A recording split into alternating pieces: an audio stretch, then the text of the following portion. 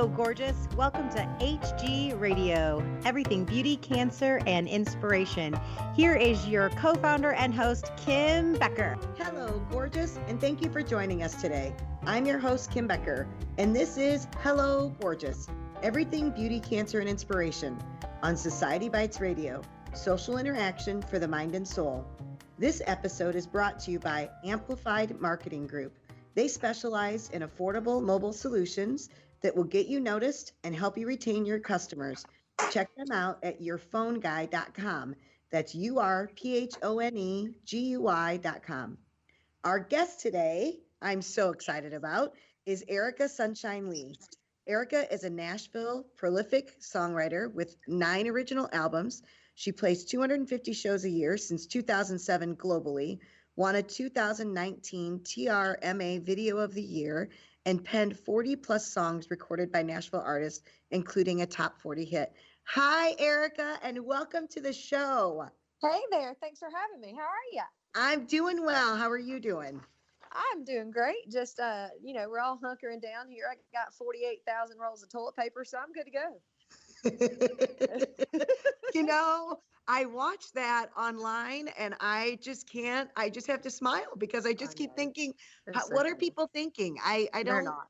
Yeah, right. And, and in 8 weeks from now or 4 weeks from now, there's going to be a huge sale on Amazon where all these people or eBay where they're going to try and get rid of all this toilet paper, or, the toilet paper manufacturer isn't going to have anything to produce because people aren't going to need toilet paper for a really long time. So I know, we'll be rolling yards. That's right. That's right. That's right.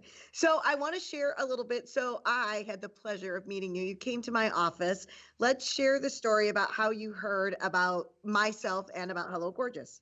Well, about 2 years ago, I fell into tropical rock as a genre. I've been writing country songs for 12 years, and I've met some incredible people that work with the Parrot Heads. And so I was invited to play an event up in St. Joe, Michigan. And one of the friends that I met, Mindy Johnson, and I were talking, and she said that they were one of the causes, because with Parrot Heads, they party with a purpose. And so one of their causes was Hello, Gorgeous. And I was asking questions. I was like, that sounds cool. What is that? And she told me that it was a nonprofit organization that helps women that are battling cancer feel great about themselves and feel renewed and just being able to feel like a woman again and just all the inspirational things. And I was like, this is so amazing. I was like, it's about a woman. Are you serious? I was like, well, because I just wrote a song called Change the World, and it's like to inspire women to be able to use their gifts and talents, no matter their background, age, or anything, to be able to change the world for the better. And not just to go out and make a ton of money and be successful, but to actually have a purpose behind it. And so I was super inspired by your story, and I was like, I have to meet her. And so when I found out you were in South Bend and I was in South Bend, then obviously we were able to make it happen. And it was funny because I could have flown back the next day, but I decided when I booked my flight, I'm going to stay there for an extra day. Whether Mindy likes it or not, I'm going to hang out with her. And then sure enough, it was a God divine plan, because I got to meet y'all and check out the headquarters and just learn about your company. It was pretty amazing. Well, you inspired us, though. What you do is absolutely amazing. I'm sure that there are a ton of little girls out there that aspire to do what you do, to be a recording artist. You just shared with me that you're there with your friend writing a new song. That's some little girl, that's their dream. How did you get in? How did you know that you wanted to be a performer?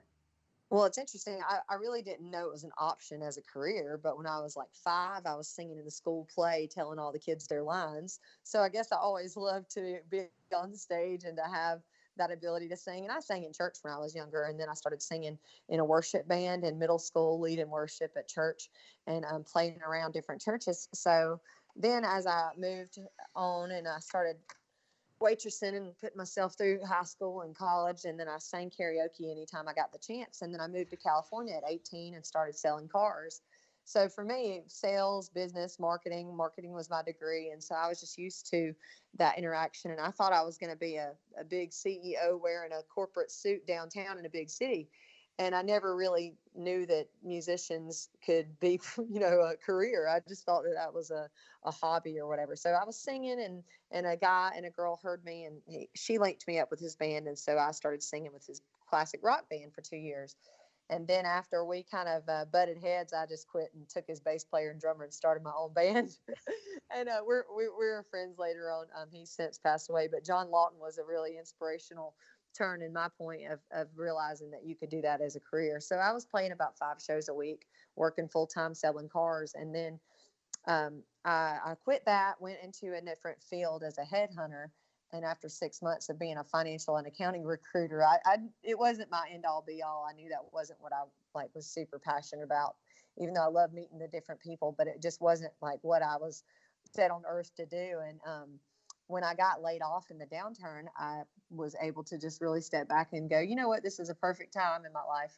I felt like God was just like, yeah, it's time. So I started touring a little bit more outside of the San Francisco Bay Area, going back and forth to Georgia playing, and then it just snowballed from there. I went to Nashville. I recorded my first album in Georgia with a friend, and then when I found Nashville and was walking up and down Music Road, knocking on doors and handing out my CDs, I luckily stumbled into one of the best producers in town and met their A-list recording crew and started recording my albums in Nashville. And since the third one, I haven't looked back. So I'm actually going into the studio tonight to record some new music here with those same guys, the same producer that I met 12 years ago, walking up and down Music Road. Wow. That's so inspirational. And so, there's a question I like to ask, and that is that I'm sure you have down days, and I'm sure you felt like back in those early days, nobody's ever going to listen to your music. Nobody's ever going to. What gave you the gumption to knock on one more door? What gave you the inspiration, I guess, to keep going? What did you have to keep telling yourself?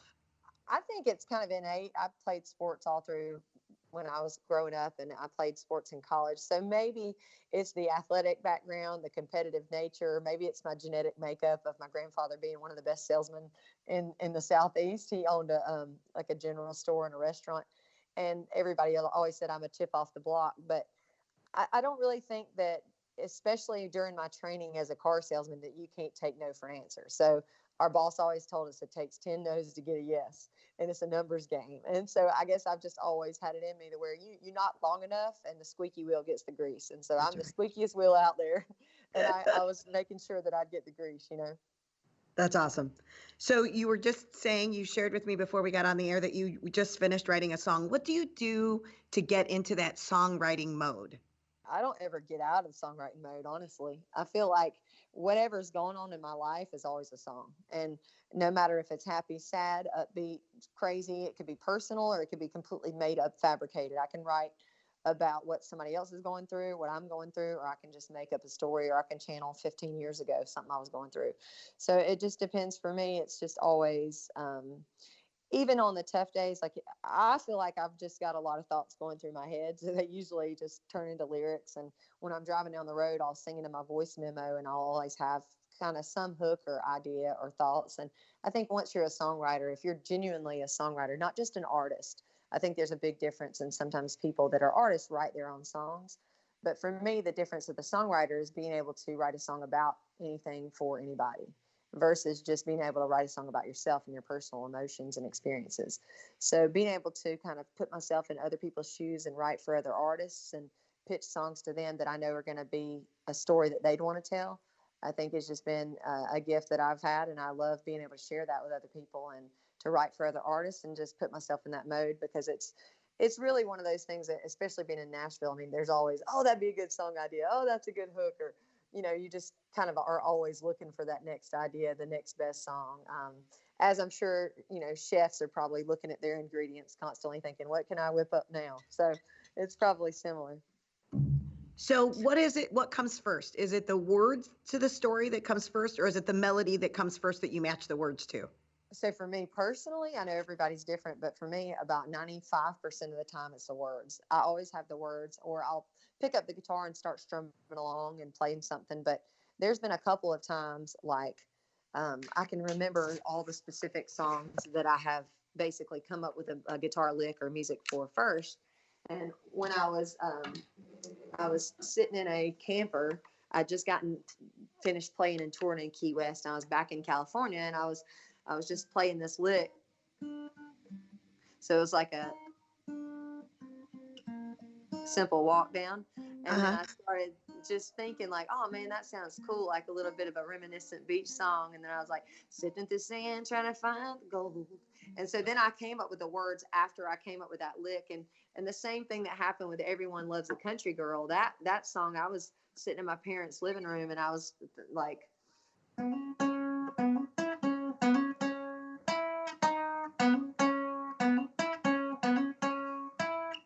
so that kind of lick came to me, and then I started writing Everyone Loves a Country Girl. But when those happen, it's more rare.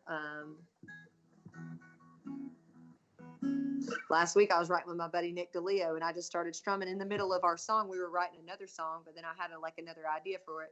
And those kind of licks, when they come along, you kind of got to grab them. They're like lightning in a bottle for me, because I'm not as strong of a lead guitarist as some of the other guys that I've written with. But it seems like every time I come up with a lick, those are the songs like that stick with people. That's awesome. What's your favorite song to perform?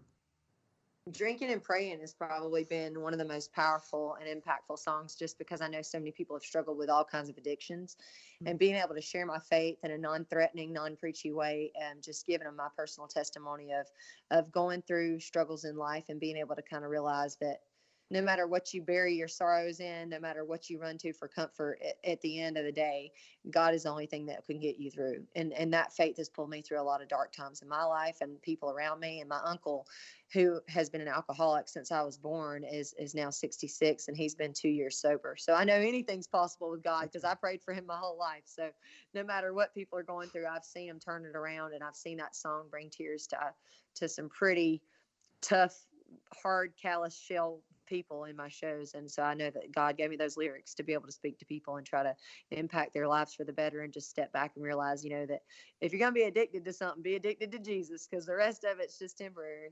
That's right. So you and I discovered that we have an author in common when you were here at the office, and you did the prayer challenge, the 40-day prayer challenge by Mark Batterson, and had a pretty cool outcome with that. Can you share that story? There were so many stories that came out from me reading that devotional book. It was definitely a life pivotal moment for me.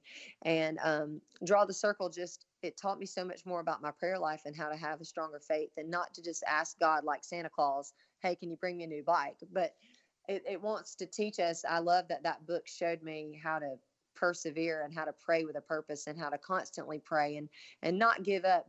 God sometimes just wants to see how much you're going to knock, kind of like those knocking on doors on Music Row. But God sometimes want to see how persistent we are, and how much do we trust him, and are we faithful? And I think that sometimes those answers, even though it's hard, you get yes, no, slow, or grow. And I think that he teaches us those things. And being able to sell my house by waiting 2 years, and praying with a purpose, and praying like it depended on God, like those doors that opened for me. I had prayed. Well, I had wanted to write with #1 songwriters for years, but until I read that book, and it told me to pray specific prayers, and I started praying with like very specific intents, and I started praying to be able to write with #1 songwriters. And in 30 days, I wrote with 4 #1 songwriters, and I was like, "This is not a coincidence, God, you're listening." And it was just really amazing. I feel like it taught me how to just step back and look and see what am I doing it for? Because God gave every one of us gifts and talents, and I think once we start using them for his glory, then he's going to bless us a lot more anyway, because that's what he wants us to do with them. So it was just an amazing learning experience, and I still have a lot of stories, even like reading the lesson of the mustard seed, and the faith of a small mustard seed can move a mountain. And that was one of the devotionals in that book. And a few months later, it just hit me one morning about my cousin's struggle to being a mom, and her miscarriages, and just the struggles they went through up and down of not being able to get pregnant. And they've now got 2 baby boys. And so the lyrics hit me like a ton of bricks that morning. And it was like maybe the kid was a year or 2. So it wasn't even like right when it was, but God just knew that was the perfect time for me to write that song, and to encourage people, no matter what they're going through, that, sometimes what we're praying and what we're wanting isn't necessarily what God has planned. And if we could just take the blinders off and see a year or 2 or 10 up the road, that the pain you're going through now, and the sorrow and the struggle, is kind of the fuel that gets you to the next level and makes you grow. That's right. And I think that so many people, they give up, or they lose faith, or they don't count on it's always the right time, it's always the right moment, it's always the right person. I think that we try and control too many things, And I think that that's what the 40-day prayer challenge did for me too, was you just kind of give it to God, right? Because no Right. matter what happens, he knows your story already. He knows exactly what you're going to go. He knows the pain that you're going to go through. He knows the challenges that you're going to have, and he puts those in your way so that you can become the person that he needs you to become, to Mm-hmm. be to play full out, right? And so I loved it that day that you were here and we had the chance for you to share those stories, because I know the challenges that I've gone through and the battles that I've come on the other side of. But it was so Mm-hmm. great to actually share, to have you share those stories with me, because it's just nice to have somebody else to know, yep, it affects me in that same way, or yep, I've Exactly. had those breakthroughs. It's like iron sharpens iron, and the whole Yeah, thing is going through the fire. I mean, God has to put you through the fire to get you to like the clay that He wants you to become. And otherwise, if you aren't molded, then you can't kind of reach that final product and the beauty of what He's trying to make us into. So that's right. That's right.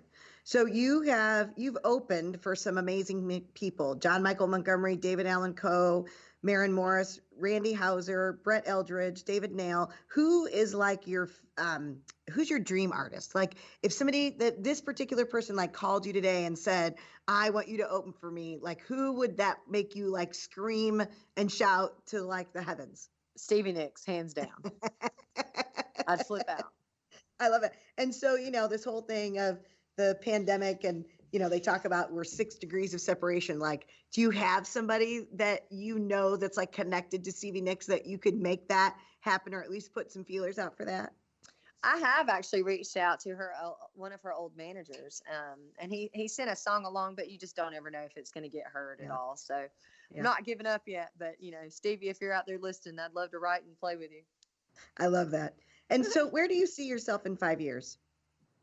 It's a good question because I mean, I feel like God has such a good sense of humor that where I see myself in 5 years, he'll probably laugh and say, not at all. But I mean, as a musician, I really love being able to record and tour and play music. So I would love to have the tour bus and play at the Grand Ole Opry. But I think that God's taught me in the last 6 months that he has me where he wants me for a reason. And a lot of times I might be playing at a smaller venue and then the next week playing at the world's largest music festival. So it's just such a up and down roller coaster ride. You don't know where it's going to lead. And I'm just kind of trusting him and taking the breadcrumbs one day at a time. I mean, I'd love to have number one album and number one songs and everybody across the world hear my music. But I'm trying to remind myself that is that self-seeking or is that, what God wants? So if God's ready for the world to have, number one songs and number one albums heard by me, I just want to make sure that those are the songs that he wants them to hear, and just to continue writing great music and to be able to travel. I mean, I've traveled so much. I've been so fortunate to tour, and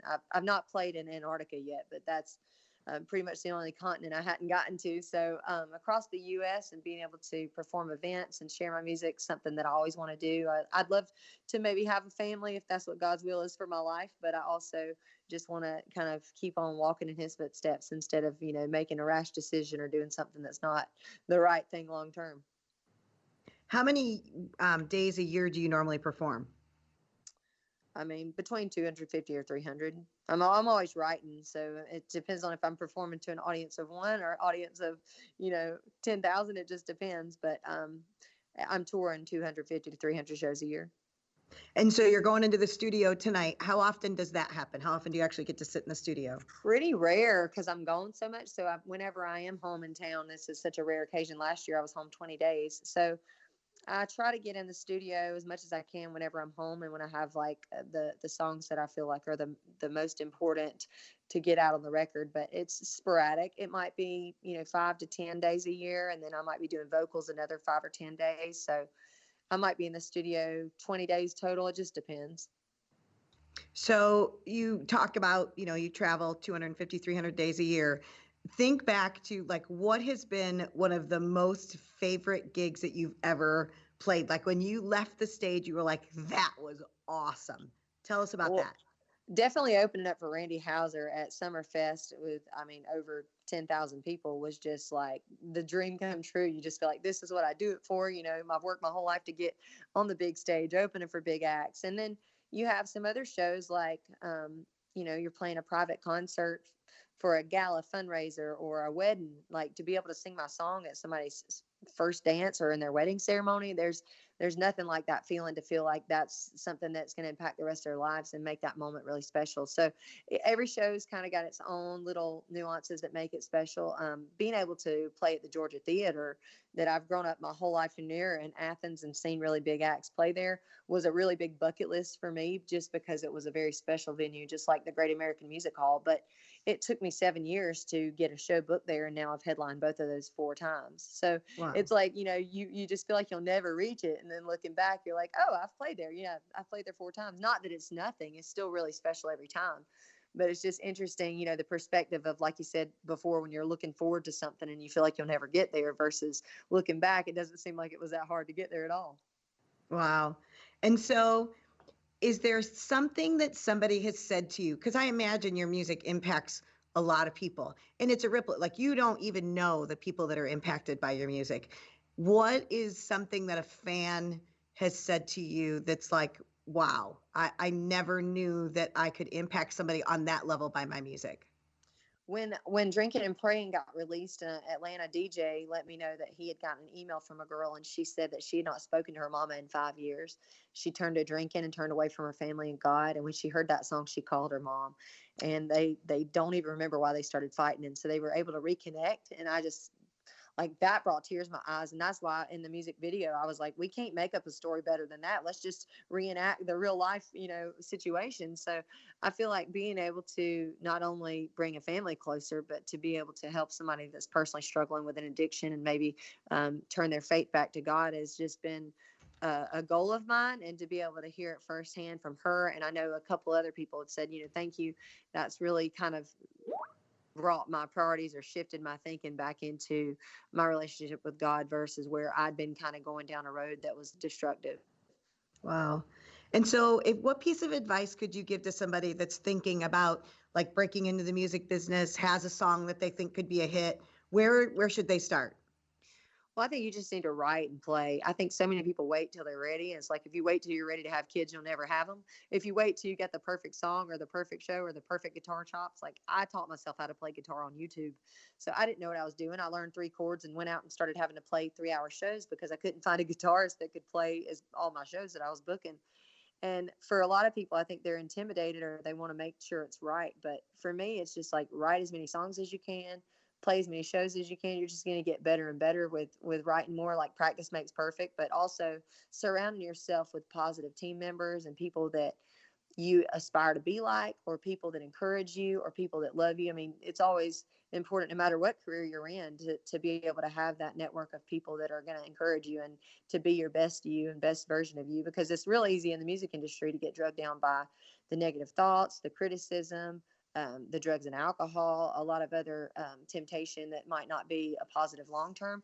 And I feel like being able to surround yourself with positive influences, great producers, to meet people that are going to be, your biggest cheerleaders, your biggest fans. Because on the days that are tough, when you feel like nobody's listening, there's still a chance that that one person is listening, and that you don't even know, like what effect it's going to have on them long term. That's right. And so, tell us, where can people find your music? Y'all can find it everywhere online, ericasunshine.lee.com. And it's on iTunes, Amazon, Spotify, Apple Music, all that jazz. But you can actually order the vintage collector's item called a CD still at ericasunshine.lee.com. I've got CDs, t-shirts, koozies. My new children's book, Butterfly, just came out and got published. I'm really excited. My new one's coming out in about a month, so that's a big surprise. I haven't released it to the world yet, but I'm going to tell y'all first. It's called Billy the Bully. Oh, I love that. Yeah, Is it a so children's I'm book? really excited. It's another children's book. This is my second one, and it just got published. And so this is a brand new. I haven't even announced it to my social media yet. So I'm pretty excited to release it and be able to share that story with kids, and to be able to read my book at libraries and schools, and to just share the message of Butterfly is more of a inspiration to dream big and never give up on following your dreams, no matter the cost, because sometimes it's not conventional. Sometimes girls aren't, necessarily thought that it's okay to run around the country in your Subaru and be by yourself and travel to different countries and play music. But, be able to follow those dreams, whether it's making music or jewelry, or having a clothing line, or a doctor or a lawyer, or whatever it is, the path that you choose. And I've just always been a big advocate of following your heart, and those definitely come with a price. It's all the sacrifice that it takes That's right. to be a woman in business or to have a family as a woman, or for men too. We've all got to make sacrifices. That's right. And the message behind Billy the Bully is just don't be a jerk. Be nice to people. It's pretty That's right. simple, treat each other with the way you want to be treated. That's right. Well, we are almost out of time, but I just wanted to say thank you so much. Oh, your story is so inspiring. I'm so grateful that we had got to do this today. Thank you so much. And I loved meeting you and being a part of your story. And hopefully we can team up again to get Hello Gorgeous out there to the masses and help more cancer survivors be able to, feel as good as they do. I know once you get done with the makeovers. Yeah, they feel awesome. All right, if anyone has any questions or comments or would like to know more about the guests on our show today or more information about Hello Gorgeous, feel free to contact me at kbecker@hellogorgeous.org. Visit our website at hellogorgeous.org. We invite you to follow us on Facebook or Instagram or download our mobile app. Thank you so much for joining me today on Hello Gorgeous, everything beauty, cancer, and inspiration. I'm your host, Kim Becker. And until next time, stay gorgeous.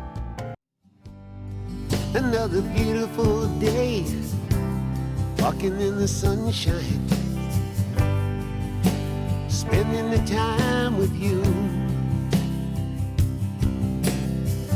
Last night we had a good time, dancing in the moonlight and loving the night away. I can't imagine what it'd be like. I can't imagine what it'd be like. I can't imagine what it'd be like without you. I can't imagine that.